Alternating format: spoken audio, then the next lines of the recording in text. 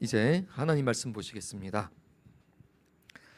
골로새서 1장 3절부터 8절까지입니다. 골로새서 1장 3절부터 8절까지를 저와 한 절씩 교독하여 읽도록 하겠습니다. 우리가 너희를 위하여 기도할 때마다 하나님 곧 우리 주 예수 그리스도의 아버지께 감사하노라.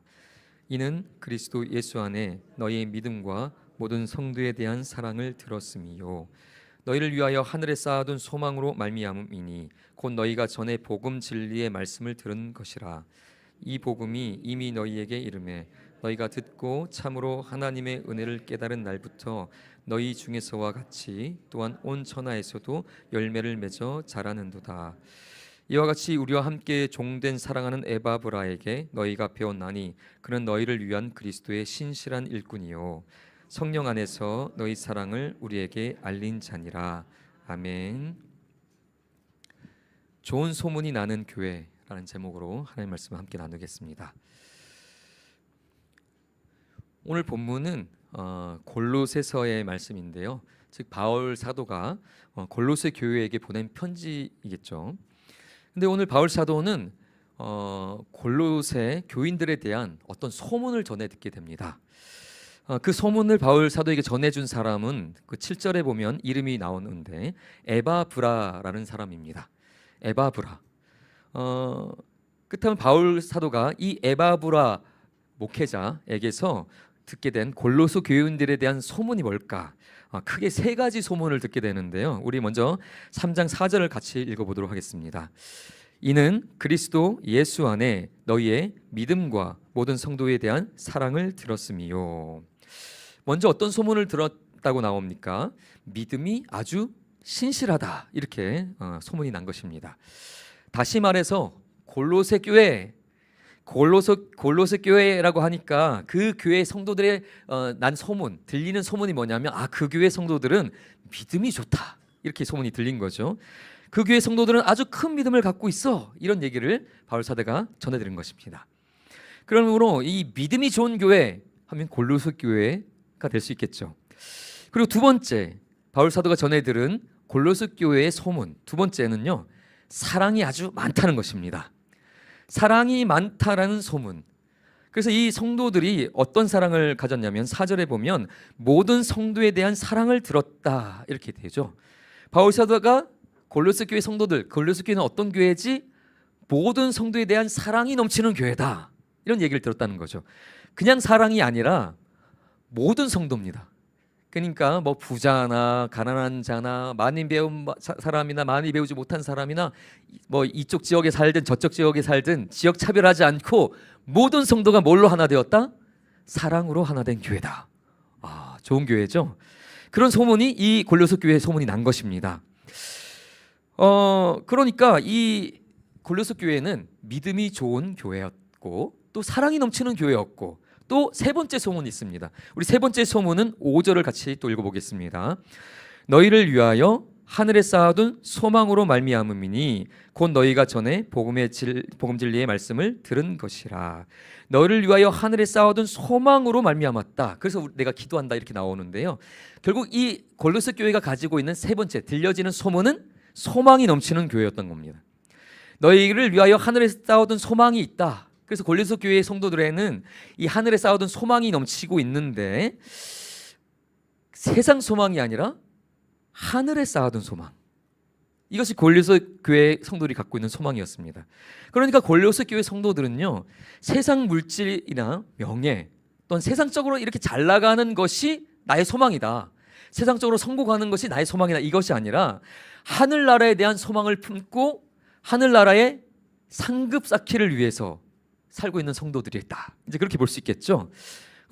교회 가보면 어떤 교회들은 이런 교회들이 있거든요. 맨날 이제 성도들이 하는 얘기를 가만히 들어보면 어디 집값이 올랐는데 내가 그때 뭐 이런 거, 또 어떤 집사님이 그때 어디 땅을 샀는데 많이 올라서 대박이 났대, 뭐 이런 얘기들. 또 뭐 좀 학생들 있는 그런 성도들은 학원 얘기, 어디 학원이 좋고 뭐 또 성적, 과외, 또 뭐 드라마 좋아하는 분들은 한참 재밌는 드라마 나오면 드라마 얘기로 꽃을 막 피우죠. 뭐 그런 얘기를 안 하고 살 수는 없잖아요. 그런데 성도 간에 이렇게 뭐 새로운 사회 살아가는 이야기, 이런 정보를 나누는 것은 좋은데요.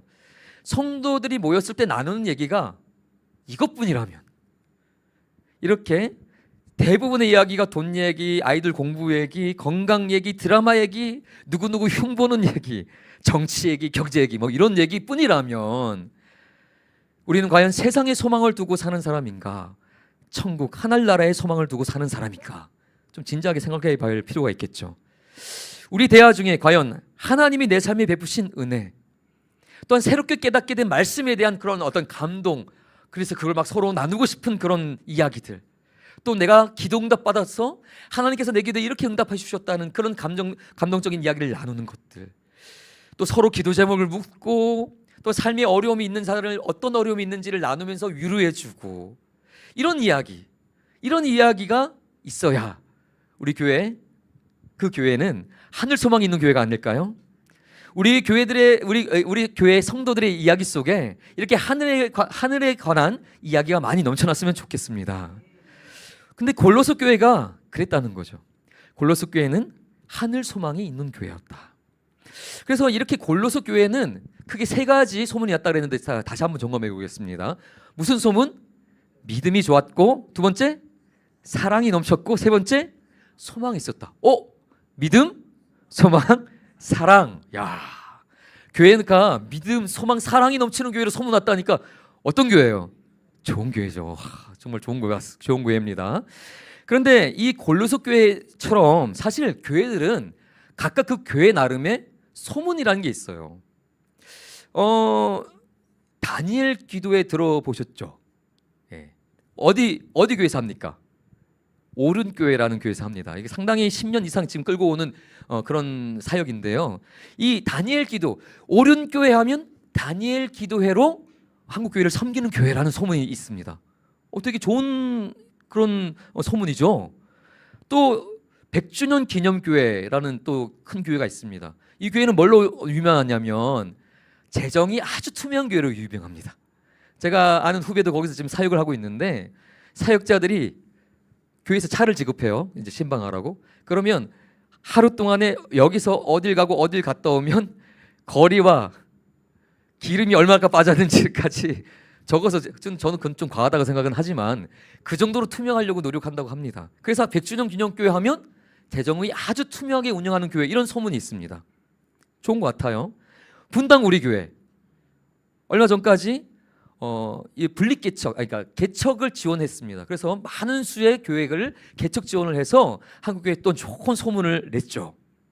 이렇게 좋은 소문이 나는 교회는 사람들이 다 알게 됩니다. 그래서 소문은 퍼지기 마련이니까.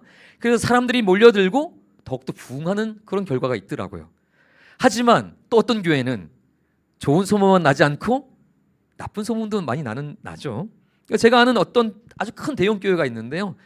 그 교회는 정말 손꼽힐 정도로 큰 교회입니다.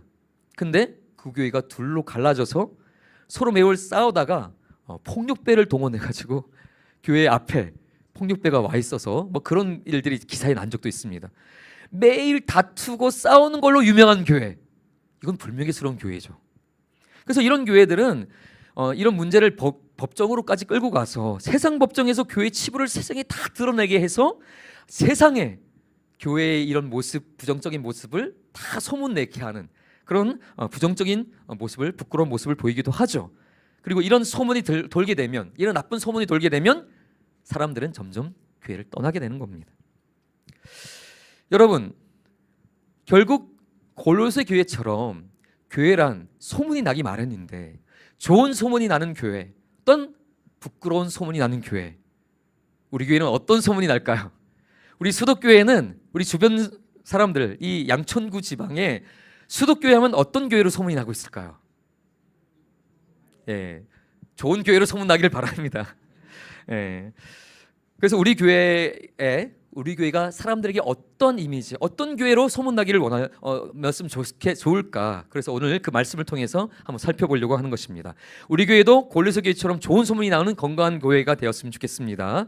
그러면 골로새 교회는 어떻게 이렇게 좋은 소문이 나는 교회가 되었을까?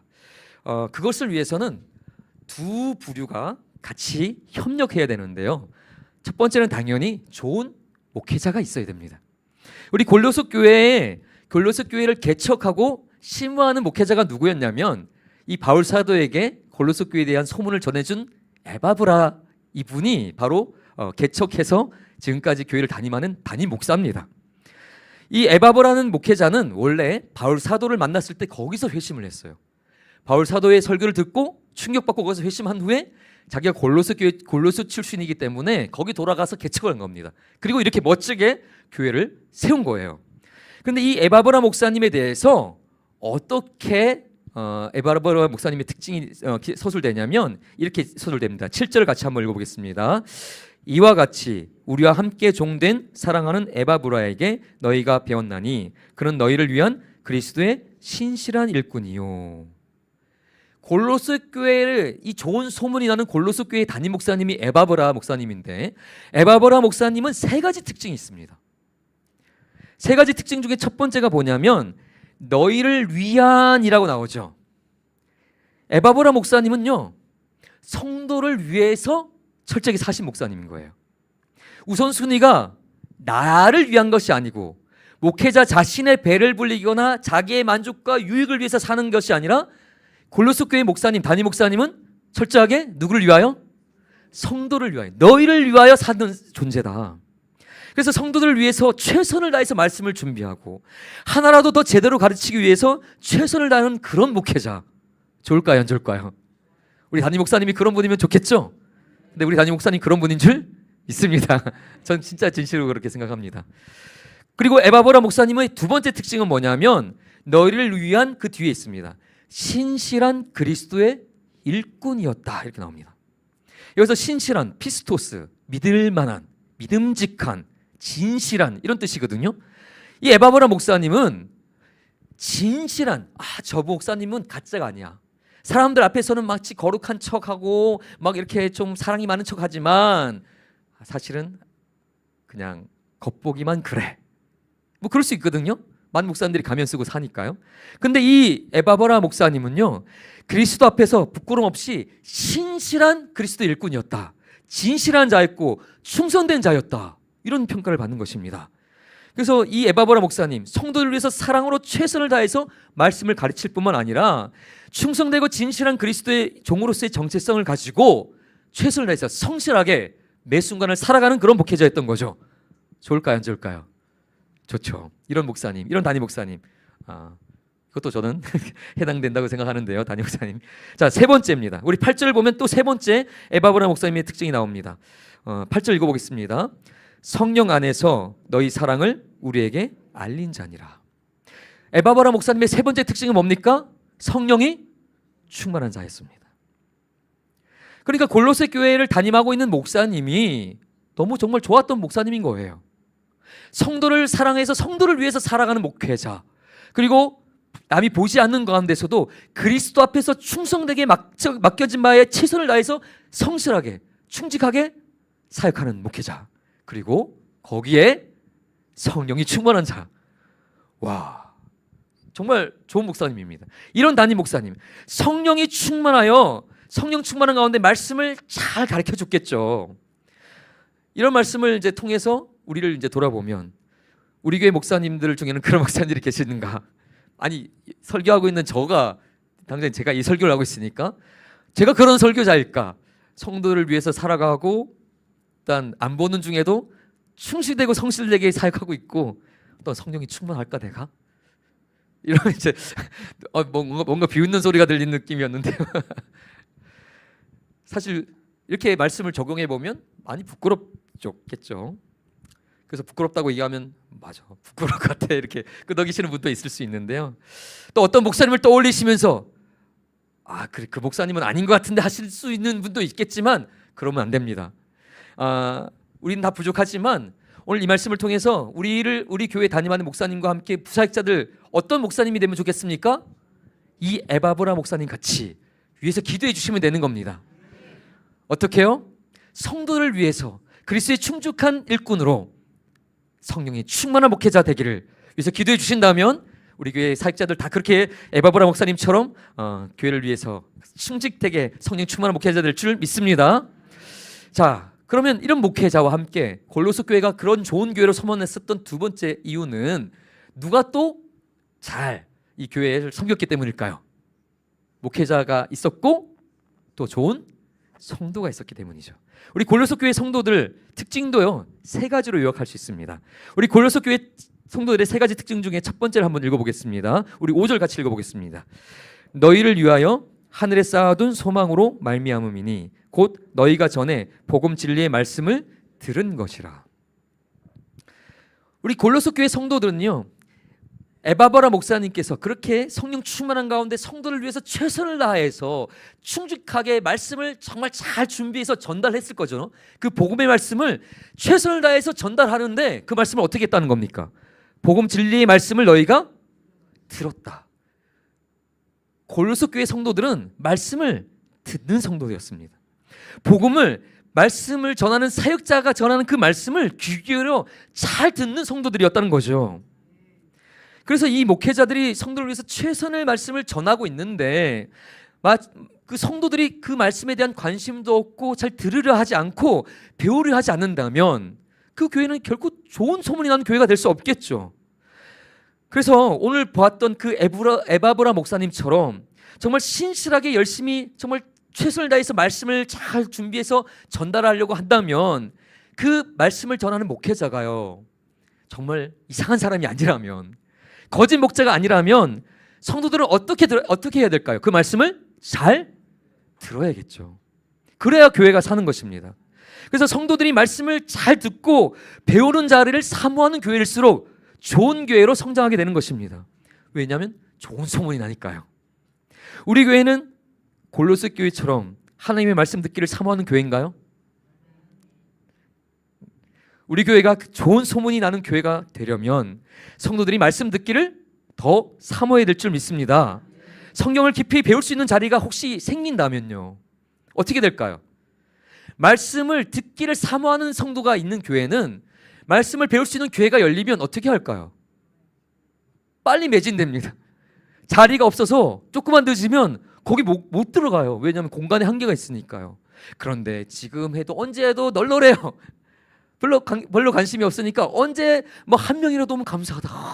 말씀 들으러 아무도 관심 없는데 와주셔서 감사해요 집사님. 막 가르치는 사람이 막 감동해. 감사해.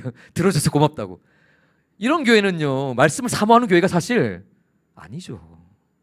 말씀을 배울 수 있는 교회가 있는데 그 자리가 꽉 차고 넘쳐서 이번에 듣고 싶었는데 너무 자리가 차서 못 들었다, 이렇게 돼야지 그 교회가 말씀을 사모하는 교회가 아니겠습니까?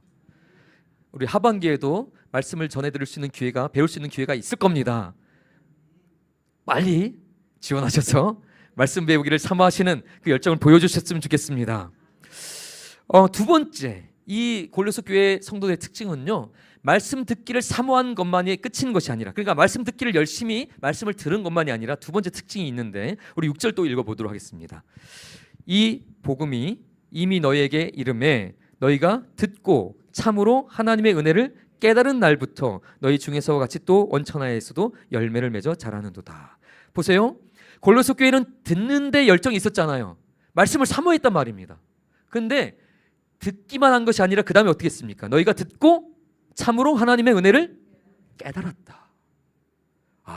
그러니까 골로새 교회 성도들은 듣는 것만 열심히 아니라 들은 다음에 어디까지 나가는 거예요? 깨닫는 데까지 나가는 거예요. 여러분, 목회자가 있잖아요. 설교 준비할 때 에너지를 많이 썼거든요. 물론 그냥 쉽게 할 수도 있어요. 그런데 이거는 한도 끝도 없습니다. 정말 열심히 최선을 다해서 준비하자면 한도 끝도 없어요. 그런데 목회자가 생명 걸고 정말 최선을 다해서 열심히 말씀을 전달했단 말입니다. 그런데도 성도들이 말씀을 듣고도 잘 움직이지 않는다면 왜 그럴까? 말씀을 들었는데 뭘 못해서요? 깨닫지를 못해서 그런 거더라고요. 보니까 듣는 건 열심히 할 수 있어요. 매 순간 설교 자리, 예배 자리 나와서 꼬박꼬박 말씀을 열심히 들을 수는 있거든요. 근데 듣는 것에서 멈추면 삶으로 변화가 안 되더라고요. 들어서 어떻게 될까요? 한 귀로 듣고 듣기만 하면 한 귀로 듣고 다른 귀로 빠져나가는 거예요. 그래서 들은 말씀을 머리에서 깨달아야 붙잡아지고 그 깨달은 말씀을 삶으로 살아내는 거더라고요. 그래서 이 골로새서 교회 성도들은 듣는 열심만 있었던 것이 아니라 들으면서 그 말씀을 깨닫기 위해서 힘썼던 것입니다. 그래서 말씀을 듣기만 해서는 다음 단계로 성장을 못해요. 그러니까 말씀을 듣는 자를 사모해서 말씀 듣는 선포되는 곳에 나와야 되겠죠? 그리고 말씀을 열심히 들어야겠죠? 근데 듣는 것만으로 그치지 말고 말씀의 의미를 정말로 제대로 깨닫기 위해서 정신을 차리고 집중해서 들어야 되는 것입니다. 그렇게 듣고 계십니까? 그렇게 계신다고 저는 믿고 싶습니다. 예. 그래서 아무리 말씀을 많이 들어도 깨닫지 못하면 성장할 수 없다. 그래서 말씀을 듣되 그 말씀을 깨닫는 것에 적극적으로 도전해야 됩니다. 그래서 예를 들자면 이렇습니다. 제가 학원에서도 알바를 해봤고 과외도 많이 해봤는데요. 제가 아이들 공부를 가르치다 보면 아이들 특성이 있습니다. 쉬운 문제를 풀라고 하면 다 풉니다. 너무 재밌게 풀어요. 쉬운 문제면 그냥 쉽게 답이 나오니까. 그런데 어려운 문제일수록 못 풀죠. 근데 어려운 문제일수록 설명을 해줘도 잘 이해를 못해요.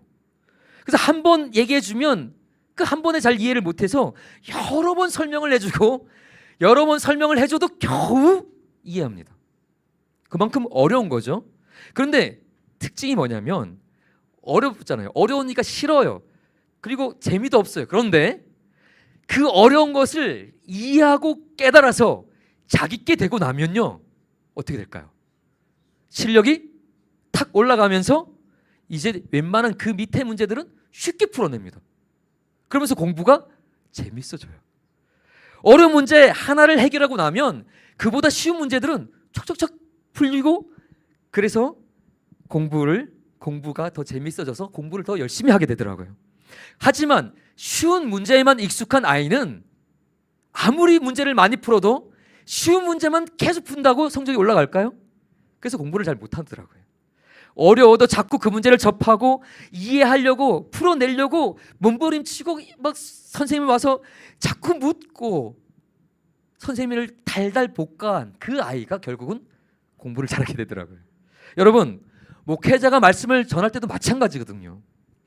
말씀이 다 쉬운 게 아닙니다. 쉬운 말씀도 있고 어려운 말씀도 있죠. 그래서 성도가 성장하기 위해서는 쉬운 말씀만 먹어서는 성장하기 어렵다. 그래서 히브리서 5장 12절부터 14절을 한번 쭉 읽어보도록 하겠습니다. 시작. 때가 오래되었으므로 너희가 마땅히 선생이 되었을 터인데 너희가 다시 하나님의 말씀의 초보에 대하여 누구에게서 가르침을 받아야 할 처지이니 단단한 음식은 못 먹고 젖이나 먹어야 할 자가 되었도다. 이는 젖을 먹는 자마다 어린아이니 이 의의 말씀을 경험하지 못한 자요 단단한 음식은 장성한 자의 것이니 그들은 지각을 사용함으로 연단을 받아 선악을 분별하는 자들이니라. 어려운 말씀, 쉽기 단단하고 딱딱한 말씀 먹기 힘들죠. 턱이 아프고. 그러나 우리가 더 깊은 영적인 비밀을 깨닫고 한 단계 더 깊은 성숙된 신앙으로 나가기 위해서는 반드시 단단한 어려운 말씀도 씹어 먹어서 소화시켜야 된다는 거죠. 그게 어린아이가 아니라 단단한 음식도 먹을 수 있는 어른인 거잖아요. 전 개인적으로 삶은 당근 이런 거 잘 못 먹었습니다. 맛이 너무 이상해서. 그래서 어릴 때 어머니가 카레를 해주면 당근만 빼놓고 있는데 어머니가 당근을 꽤 많이 넣어줬습니다. 그래서 한 그릇에 한 20개씩 당근 덩어리가 있는데 다 먹고 나면 당근이 이렇게 수북이 쌓여 있습니다. 근데 저는 이걸 안 먹으면 맞았습니다. 그래서 이제 마지막 단계 카레를 먹고 난 다음에 쌓아진 당근 20개 정도를 숟가락에 얹어놓고 한 번에 물 한 잔을 들고 털어놓고 이렇게 꾹꾹 삼킵니다. 그 어머니가 막 삼킨 다음에 막 이제 구역질을 하면 어머니가 등짝을 때리면서 왜 이런 것도 못 먹냐 어린아이 입맛이라고 막. 근데 지금은 잘 먹어요. 어른이 되니까 먹을 수 있겠더라고요. 근데 어린아이 때는 가리는 것도 많고 못 먹는 것도 그렇게 많았습니다. 성도들도요. 성숙한 성도, 어떤 영적으로 성장한 성도들은요. 말씀이 어려워도 그 말씀을 어렵다고 팽개치고 안 먹는 게 아니라 오히려 그 말씀을 씹어 삼키기 위해서 몸부림치고 깨닫기 위해서 힘쓰더라고요. 여러분, 성경 보는 것이 왜 힘들까요? 말씀이 잘 이해되지가 않아서 그런 거예요. 이게 이해가 안 되니까 곳곳이 읽다가 끊깁니다. 쫙 이해가 되고 연결돼서 이런 의미였구나, 이렇게 연결되는구나, 이렇게 맥락이 있는 거구나 하면 너무 재밌습니다. 그런데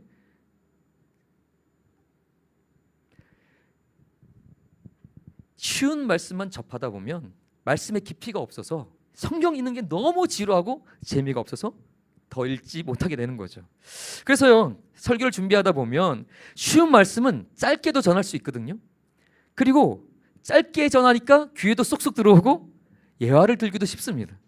그런데 어려운 말씀은 길어지기도 쉽고 그래서 지루하기도 쉽죠. 원래 어려운 문제가 그러잖아요. 풀이법도 간단하지 않습니다. 뭔 풀이법은 그렇게 긴지. 어려운 문제는 풀이법도 길어요. 그래서 이 풀이법을 읽어도 잘 이해가 안 갑니다. 그런데 어떤 성도님들 중에는 말씀이 조금만 어려워지면 그냥 귀를 닫고 이해가 안 가, 재미가 없어, 지루해, 이렇게 귀를 닫아버리는 경우도 있더라고요. 심지어는 짜증을 내는 분도 본 적이 있습니다. 목사님 언제 끝나요? 실제 제가 들은 얘기입니다. 그런데 여러분, 제가 건축을 전공하는 친구에게 들은 것이 있습니다. 건축을 전공하는 친구가 이런 얘기했습니다. 건물이 지하 깊은, 그러니까 지하 10층 이런 것들 있잖아요. 10층까지는 없나? 하여튼 지하 깊은 층까지 내려가려면 어떻게 해야 깊은 층을 가진 건물을 세울 수 있을까요? 1층, 지하 1층, 2층인 것이 아니라 지하로 깊은 층을 내리는 건물을 지으려면 땅을 깊게 파야 되잖아요. 땅을 깊게 파려면 어떻게 될까요? 땅을 넓게 파야 된다고 합니다. 땅을 넓게 파 들어가야 깊이 팔 수 있다고 하더라고요. 그래서 깊이 내려간다는 것은 할 일이 많다는 거예요. 그냥 여기 조금 풀면 깊이 못 내려가고 깊은 곳까지 내려가기 위해서 넓게 파야 된다고, 그것이 건축의 기본적인 지식이라고 했습니다.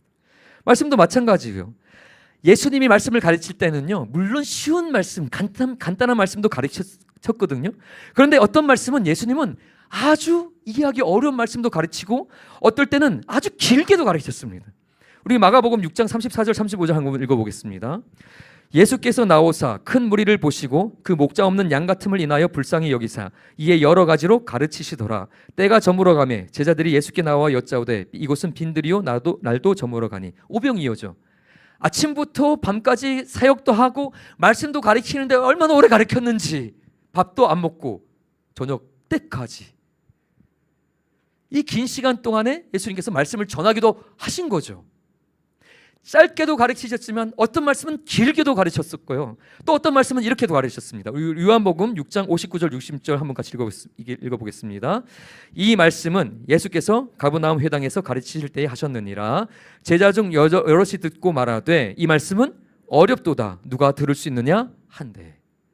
천국 복음에 대해서 막 생명의 떡 이런 거 가르치면서 예수님께서 하신 말씀인데요. 제자들이 이거 그냥 사람들이 아니라 예수님의 수제자들 12명, 그 사람들이 말하는 겁니다. 예수님과 3년을 함께 먹고 마시면서 계속 배웠던, 매일 과외받았던 그 제자들이 뭐라 그래요? 지금 이 말씀은 어렵다. 예수님의 말씀이 너무 어려운 말씀도 있는 거죠. 이 말씀을 풀어줬더니 길어요. 그도 요한복음 6장과 보시면 엄청 깁니다. 그 긴 말씀 지루해요. 재미없어요. 잘 이해도 안 가요. 근데 예수님이 그 말씀을 가르쳐 주셨잖아요. 그러니 우리는 말씀을 배울 때 쉽고 이해가 쏙쏙 되고 귀에 잘 들어오고 재미있는 말씀만 배울 것이 아니죠. 그건 애들이 좋아합니다. 애들은 그런 거 좋아하잖아요.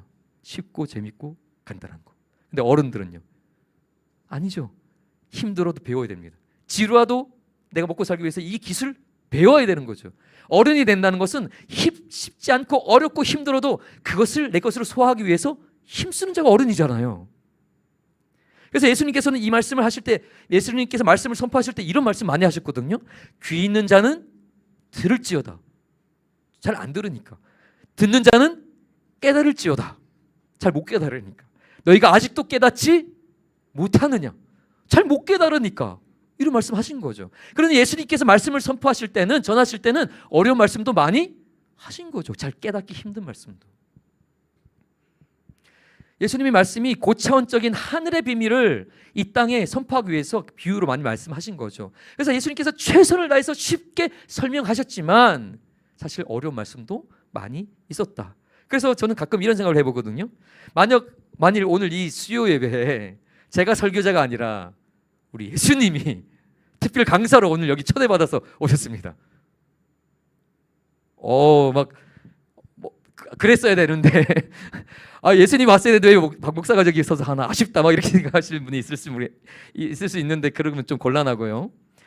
생각만 해도 좋죠. 예수님께서 이곳에 와서 지금 여기서 특별 설교를 하신다. 그런데 오늘 예수님께서 여러분들을 너무 사랑하셔서 작정하시고 이 오병이어 때 말씀하신 그 말씀 막 3시간짜리 설교, 막 밥 먹는 것도 건너뛰어서 막 허기질 정도로 그렇게 설교를 오래 했다.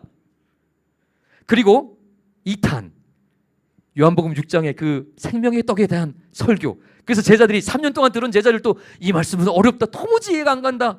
이 말씀 여기서 했다면 어떨까요?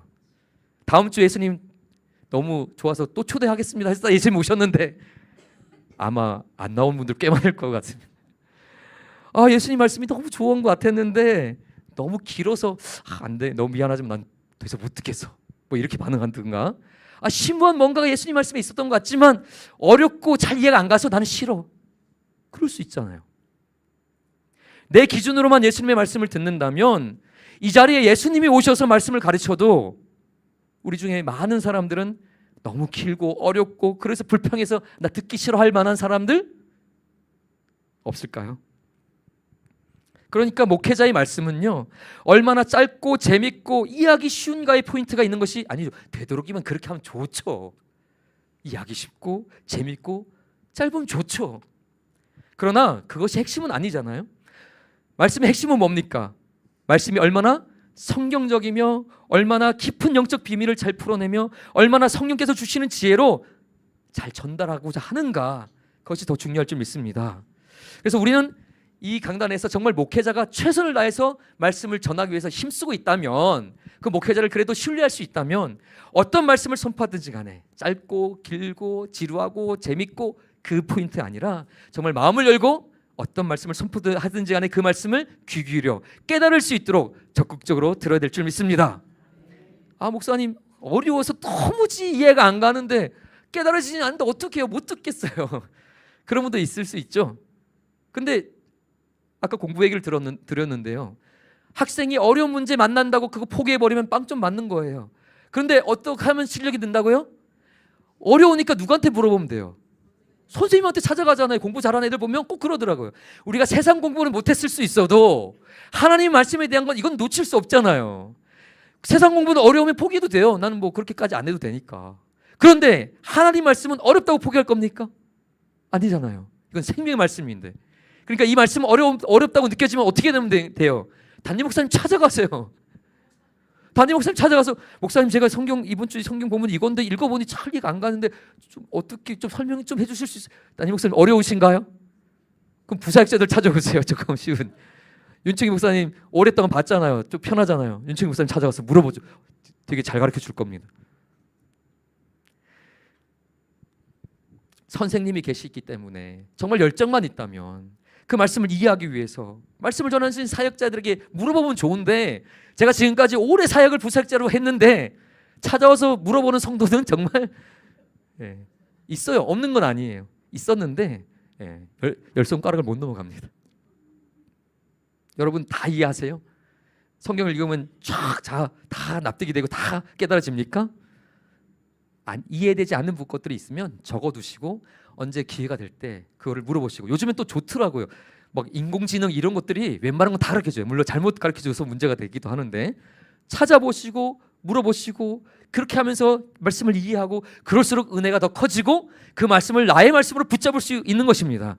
그래야, 그런 열정이 있어야, 깨닫고자 하는 열정이 있어야 내 신앙도 성장하고 발전하며, 그렇게 말씀을 깨닫기 위해서 몸부림칠 때 우리 교회가 골로새 교회처럼 좋은 소문이 날 수 있는 거죠.